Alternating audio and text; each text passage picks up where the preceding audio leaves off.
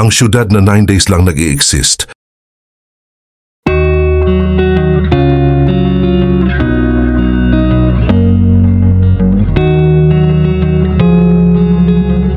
Alam mo ba na may isang syudad sa mundo na nag-i-exist lamang sa loob ng 9 na araw? Ang malupit pa dyan ay malaya kang gawin ang gusto mo basta hindi ka nakakaabala sa ibang mga tao. Libre din dito ang inumin, pagkain, alak, pati na ito ay walang bayad. Subalit sa kabila ng mga ito, ang mas nakakagulat ay kung bakit 9 days lang nakikita ang syudad na ito kada taon. Kaya naman kung ready ka nang malaman ang kasagutan ay simulan na natin. Ito ang Black Rock City na isang pansamantalang lungsod na nilikha bawat taon para sa isa sa pinakamalaki at pinaka-iconic na kultura at sining na kaganapan sa buong mundo. Ang Burning Man na nagsimula noong 1986. Ang lungsod ay itinatayo sa Black Rock Desert ng Nevada, USA. At nag-i-exist lamang sa loob ng 9 na araw bawat taon. Bagamat pansamantala lang ito, ang Black Rock City ay nagiging tahanan ng libu-libong tao, mga art installations at iba't ibang mga eksperimento sa kultura at komunidad. Ang event ay isang pagsasama-sama ng mga tao mula sa iba't ibang panig ng mundo para mag-express ng kanilang mga sarili sa pamamagitan ng sining, kultura at eksperimento sa komunidad.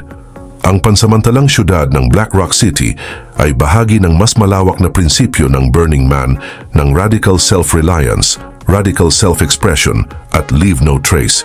Ang mga kalahok sa Burning Man ay tinatawag na citizens o residents ng Black Rock City sa loob ng 9 na araw na pag-iral nito. Sa loob ng panahong ito, itinataguyod ng community ang ideya ng isang temporary autonomous zone, isang espasyo na malaya mula sa mga tradisyonal na istruktura ng lipunan at pamahalaan, at kung saan ang mga kalahok ay may kalayaan na magtayo ng mga art installations, lumikha ng mga performance, at makisalamuha ng walang mga tradisyonal na pamantayan o limitations. Dahil sa ito ay itinatayo sa disyerto, ay kanya-kanyang dala ng mga generators at mga solar power ang mga pumupunta dito.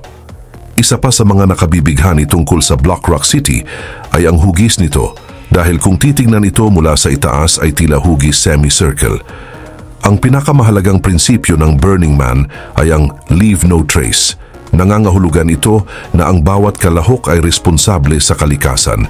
Pagkatapos ng 9 na araw ng Burning Man, ang buong komunidad ng Black Rock City ay inaalis ang lahat ng kanilang mga gamit at basura na maaaring mag-iwan ng negatibong epekto sa kalikasan.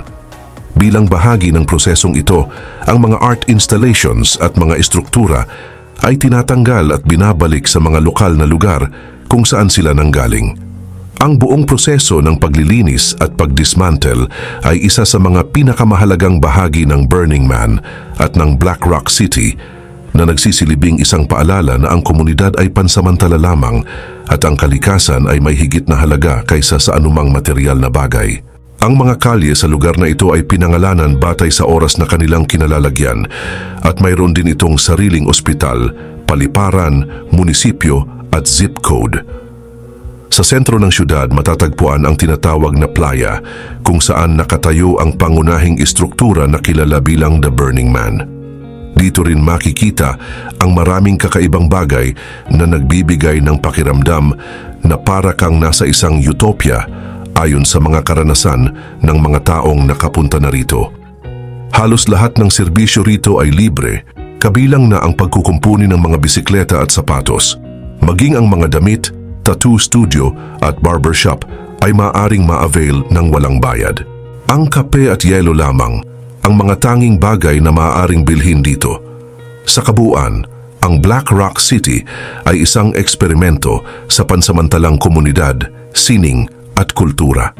Ang 9 na araw na pag-iral ng lungsod ay isang pagninilay na nagtatanong kung paano tayo bilang mga tao ay maaaring magsanib, magbigay at mag-experiment sa mga ideya ng pamumuhay, pagkamalikhain at pagkakakilanlan. Ang Black Rock City at ang Burning Man bilang isang kaganapan ay isang simbolo ng ating kakayahang magtulungan, mag-eksperimento at lumikha ng mas makulay at malikhain na mundo. Isang mundo na kahit pansamantala ay nagiiwan ng isang makulay at permanenteng alaala sa mga kalahok nito.